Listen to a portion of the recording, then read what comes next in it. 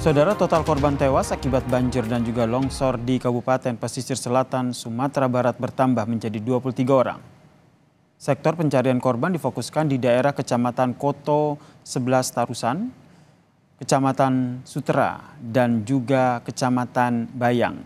Saat ini saudara, 6 orang masih dalam pencarian. Sementara itu korban tewas di Pesisir Selatan kini berjumlah 23 orang.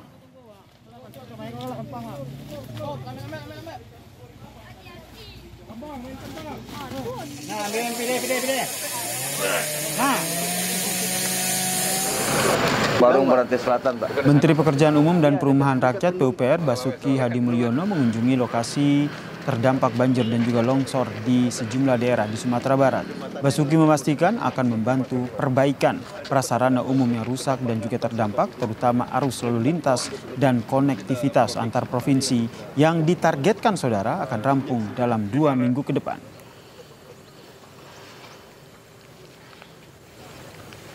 Di tebing-tebing sungai tadi sudah kita putusin untuk di seed pile. 2 minggu akan selesai. Paling lambat 2 minggu akan selesai. Kemudian pembersihan, tadi saya berhenti yang terakhir itu kan bisa dibuang di situ, di dam di situ. Daerah disposal, bukan dibuang, disposalkan di situ. Ada izin Pak Bupati, itu memang daerah Rumija, ruang milik jalan, jadi kami bisa pakai itu. Saya minta tidak lebih dari seminggu bersih. Informasi selengkapnya terkait dengan perkembangan pencarian dan juga evakuasi korban banjir dan longsor di Kabupaten Pesisir Selatan Sumatera Barat, kita tanyakan kepada Kepala Kantor SAR Padang Sumatera Barat, Pak Abdul Malik yang telah bergabung bersama kami di Kompas Malam. Selamat malam, Pak Abdul. Selamat malam. Update pencarian hingga malam ini seperti apa? Berapa total korban tewas akibat banjir dan longsor di Kabupaten Pesisir Selatan, Pak Abdul? Ya, dapat kami informasikan bahwa data sementara pada pukul 18.00 di tanggal 11 Maret tahun 2024, dalam pendataan kita adalah korban yang meninggal berjumlah 23 orang dan saat ini sudah teridentifikasi dan sebagian sudah ada diambil oleh pihak keluarga. Dan untuk pencarian ini 6 orang. Oke, dari 6 orang ataupun 6 korban hilang, apakah sudah ada tanda begitu di mana lokasi hilangnya korban sehingga proses pencariannya pun bisa dimudahkan? Ya, dapat kami juga sampaikan bahwa di hari kelima ini dalam pencarian banjir dan tanah longsor tentang korban yang ada 6 di titik Kabupaten Koto 11 Tarusan dan Kecamatan Sutera dan Bayang, ini juga mengalami beberapa hambatan dari banyaknya longsoran dan material yang mengalir di daerah-daerah hampir lebih dari 20 km. Ini juga menjadi hambatan kita. Kemudian kegiatan pencarian dan evakuasi di daerah Langgai di Kecamatan Sutera ini juga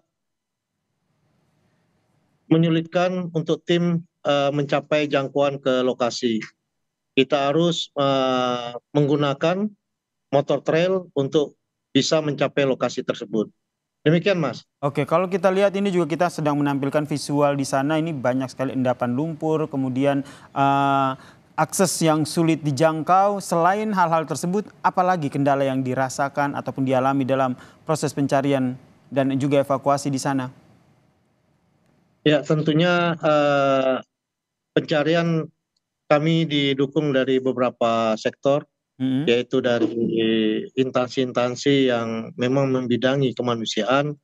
Kami dibantu dengan juga beberapa kantor Basarnas di sekitaran Sumatera Barat nih, yaitu Medan, Jambi, Bengkulu, dan juga BPBD di sekitaran Sumatera Barat ini juga kabupatennya membantu. Contohnya dari Kota Solo, BPBD Damasraya, dan saat ini memasuki juga BPBD 50 kota.